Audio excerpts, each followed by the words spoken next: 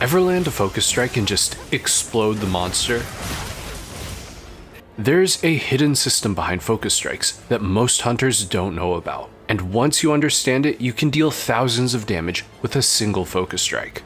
This video was made in collaboration with Hirokiri Singh. He noticed that focus strikes were putting out tons of high value damage numbers and asked me to help figure out what was going on.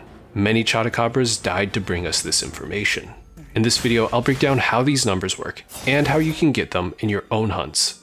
After that, check out Hito's video, where he covers techniques you can use to maximize wound damage. I couldn't have done this alone, so if you want to support some of the small creators who worked with me, I've linked some of their best videos in the description. When I started digging into this, I had two questions. Why are there so many numbers, and why are some of them so high?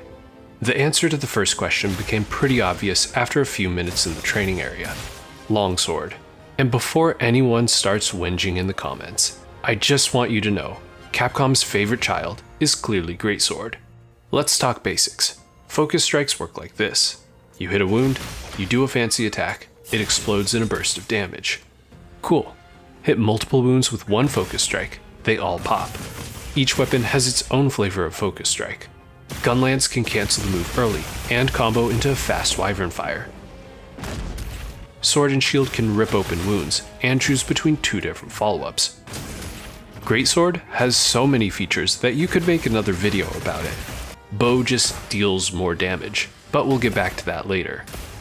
Longsword gains a gauge level for each wound and deals an extra hit of damage if you meet a specific condition.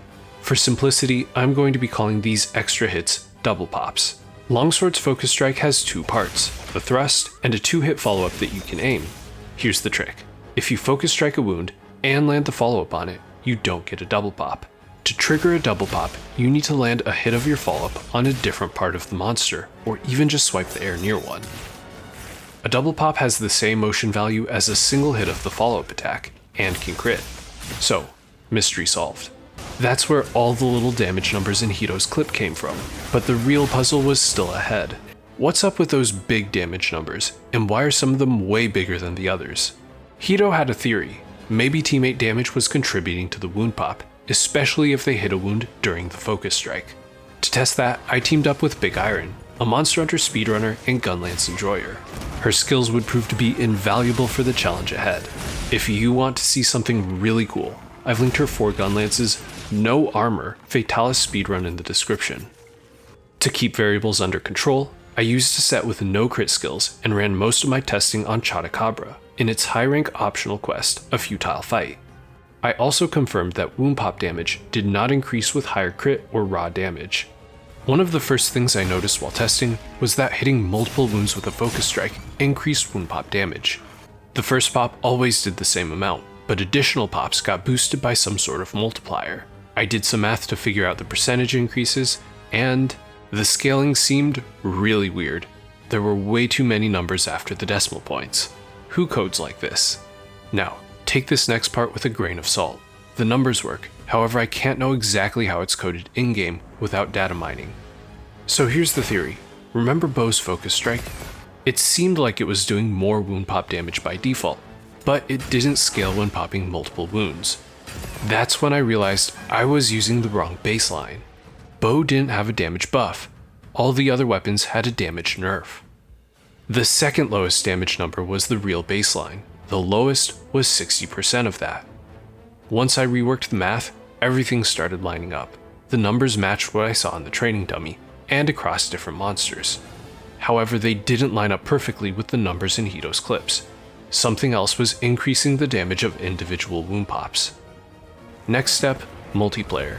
Multiplayer increases the monster's health, so it would make sense if it increased the baseline. After hunting with Big Iron, I confirmed that the baseline increased by 180% in 2-player hunts. Now for the moment of truth. Would another player's damage increase the wound pop's damage? Big Iron charged up her wyvern fire, and nothing. The damage she dealt to the wounds made no difference. To finish testing multiplayer scaling, we brought on Kaito. He's a sword and shield speedrunner, and you can check out his 125 Arkfeld duo, which I've linked in the description. I found that 3-player scaling increased wound damage by 225%, and 4-player scaling increased wound damage by 275%. With that, we have our multiplayer wound multipliers. Remember, take these numbers with a grain of salt. However, there is data mined information that suggests that these multipliers may be universal. If we take a look at the data mined numbers on Kiranico, each quest has a multiplier column for wounds. This is the column for the quest A Futile Fight. If we assume that the wounds have a base damage of 50 and apply the multipliers, we get the exact numbers I saw in the tests. If we apply my multiplier estimates to the base multiplier, it lines up perfectly for all the numbers in the column. I also checked the multiplier columns for several other quests and found the same results. So multiplayer and popping multiple wounds boost damage, but there were some clips where the damage numbers still didn't line up. That's when it all clicked. Abnormally high wound pops all came from tempered wounds, and every time the boost was the same, 30%. I tested it on tempered Chotacabra and found a consistent 30% bump in wound pop damage. So, how do you hit those massive focus strikes? Fighting tougher monsters and playing with teammates increases wound pop damage, but they also increase the monster's health pool, reducing our effective gains. However, there are some strategies we can use to significantly boost our damage without making the monster tougher. Weapons that can pop multiple wounds at the same time, except for bow, can scale pop damage incredibly well. You want at least 3 wounds to get really high numbers. Anything after 3 will get slightly more than the 1.6 modifier. If you save tempered wounds for last, you can get some outrageous damage numbers because you're stacking 2 multiplicative multipliers. Once builds have enough space to comfortably fit Partbreaker, you can have 3 different multipliers at the same time.